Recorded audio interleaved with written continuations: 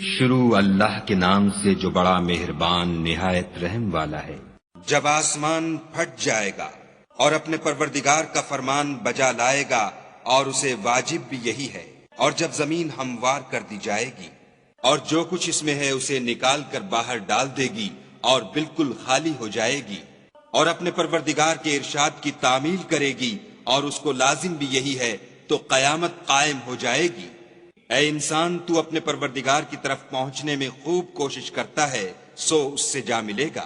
تو جس کا نامہ اعمال اس کے داہنے ہاتھ میں دیا جائے گا، اس سے حساب آسان لیا جائے گا اور وہ اپنے گھر والوں میں خوش خوش آئے گا، اور جس کا نامہ اعمال اس کی پیٹھ کے پیچھے سے دیا جائے گا، وہ موت کو پکارے گا اور دوزخ میں داخل ہوگا۔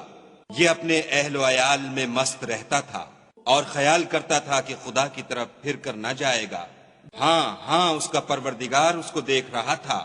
ہمیں شام کی سرخی کی قسم، اور رات کی، اور جن چیزوں کو وہ اکٹھا کر لیتی ہے ان کی، اور چاند کی جب کامل ہو جائے کہ تم درجہ درجہ رتبہ اعلیٰ پر چڑھو گے، تو ان لوگوں کو کیا ہوا ہے کہ ایمان نہیں لاتے، اور جب ان کے سامنے قرآن پڑھا جاتا ہے تو سجدہ نہیں کرتے، بلکہ کافر جھٹلاتے ہیں، اور خدا ان باتوں کو جو یہ اپنے دلوں میں چھپاتے ہیں خوب جانتا ہے۔